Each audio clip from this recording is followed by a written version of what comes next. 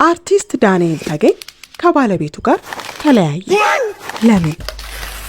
የአርቲስት ዳንኤል ተገኝና የባለቤቱ የፍቺ ምክንያት ምን ይሆን? ፍቅርን አውቃለሁ ወድጃለሁ ባልኩበት አፌ አፍሬያለሁ። ያለምንም ቅድመ ሁኔታ ምንም ምላሽ ሳይጠብቁ የሚሰጡበት ከፈጣሪ ውጪ እናት ጋር ብቻ እንዳለ ዛሬ ላይ እማኝ ሆኛለሁ። ልጄንም ብቻዬን እያሳደግኩ ነው ብላናለች የአርቲስት ዳንኤል ተገኝ ባለቤት አብይ መርሃዊ ስጦታው። ዳንኤል ተገኝ ገና ከእናቱ ማህፀን ውስጥ እያለ ነበር ወላጆቹ መግባባት አቅቷቸው የተለያዩት። ከዛም የዳንኤል እናት ወደ ወላጅ እናቷ ጋር ነብሰ ጡር እያለች ትሄዳለች። ልጁም እዛው ይወለዳል። ከዛም እንግዲህ ዳኒ ከተወለደ በኋላ ወላጆቹ ሰላም አውርደው እርቅ ይፈጽማሉ። እናም አብረው መኖር ይጀምራሉ። የባልና ሚስቶቹ መስማማት ያስደሰታቸው የዳንኤል አያት ዳኒን አልሰጥም ብለው ራሳቸው ጋር ያሳድጉታል። እንግዲህ ዳኒ በአያት እጅ ነው ተቀማጥሎ ያደገው። እናም እናቴ እያለ በተደጋጋሚ የሚጠራው ወላጅ እናቱን ሳይሆን አያቱን ነው። ዳኒ ወደ ጥበቡ ዓለም እንዲያዘነብል ያደረገው አጋጣሚ ኤሌመንተሪ ያለ ሳያቸው የነበሩ ፊልሞች እንደሆኑ ይናገራል። ሃይስኩል ሲገባ ህልሙን ለማሳካት የተለያዩ እንቅስቃሴዎች ማድረጉን ቀጠለ። ከዛም በተፈሪ መኮንን ትምህርት ቤት እንዲሁም በአዲስ አበባ ዩኒቨርሲቲ በመግባት በቲያትር ጥበባት ትምህርት ክፍል የመጀመሪያ ዲግሪውን መያዝ ቻለ።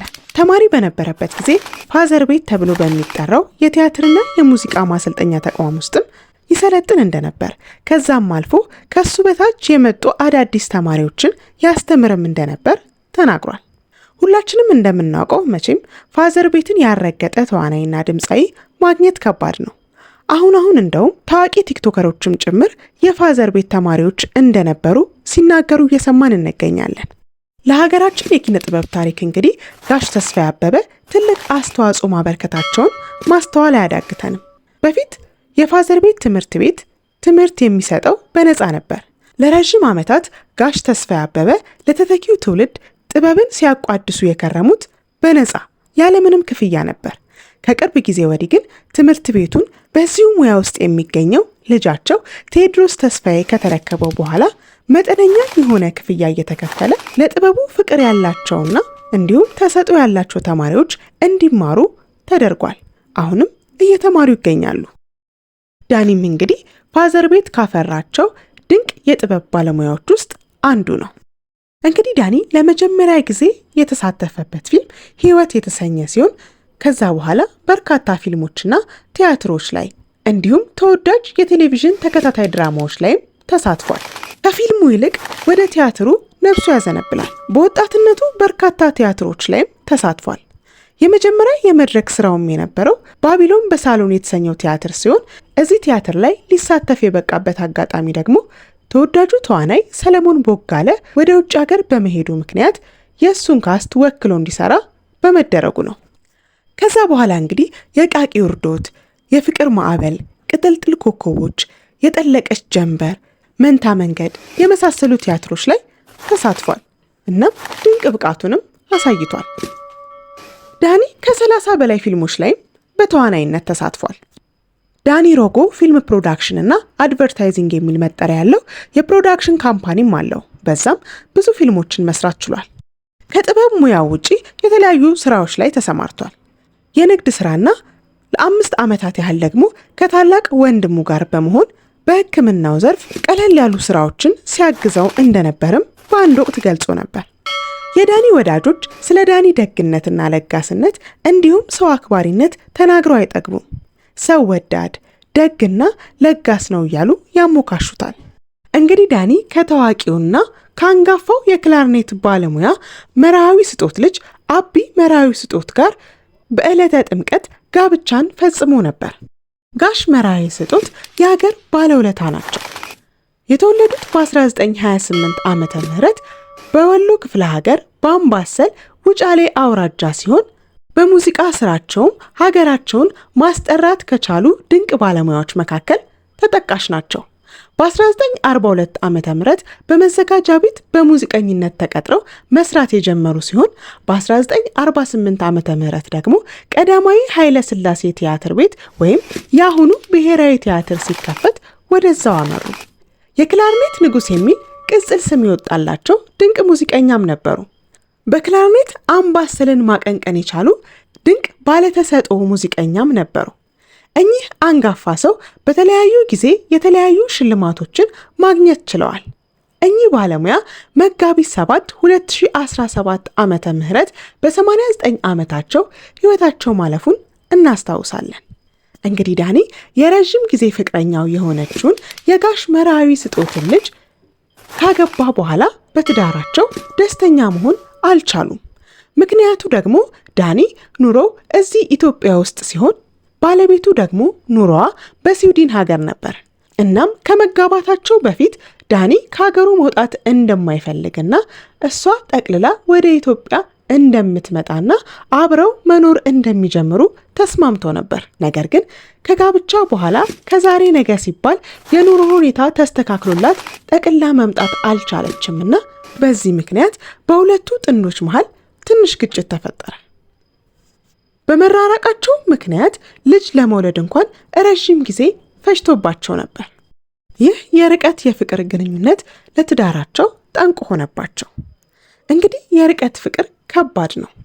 አንዳቸው ወስነው ወደ አንዳቸው እስካልመጡ ድረስ እንኳን ባህር አቋርጦ ይቅርና እዚሁ ኢትዮጵያ ውስጥም እንኳን ሆኖ ከሀገር ሀገር ተራርቆ መኖር ከባድ ነው። እናም በውሳኔያቸው ለመፍረድ ይከብዳል።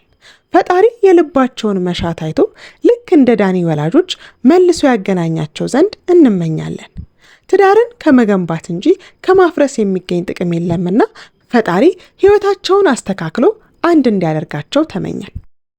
አቢ መርዓዊ ስጦት እንግዲህ በኢንስታግራም ገጿ ላይ ስለተሰማት ስሜት እንዲሁም ደግሞ ለልጇ ስላላት ፍቅር እንዲህ በማለት ነበር ያጋራችሁ።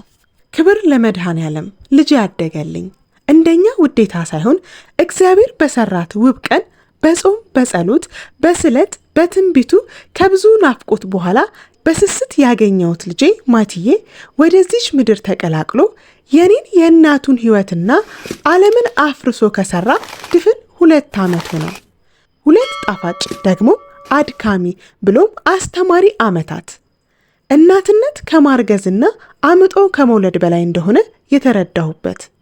ወላጅ መሆን ማለት ለፍቶ ወርዶ ወጥቶ ከማሳደግ ባለፈ እያንዳንዱ የስሜት ሕዋስ እንቅስቃሴ በልጄ ጤና፣ ደስታና ጥጋብ ላይ የተመሰረተ መሆኑን ያወቅኩበት ወሳኝ የመማሪያና የመስሪያ ዓመታቶች።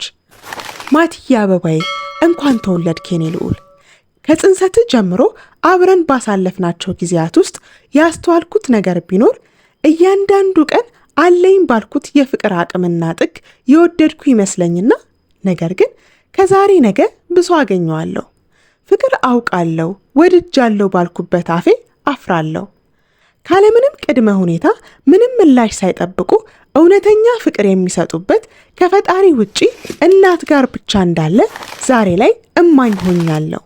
ለእናቴ የሰጠዋት እንደሚያንስባት ብጨምርላትም መቼም እንደማልሞላው ተገንዝቤያለሁ።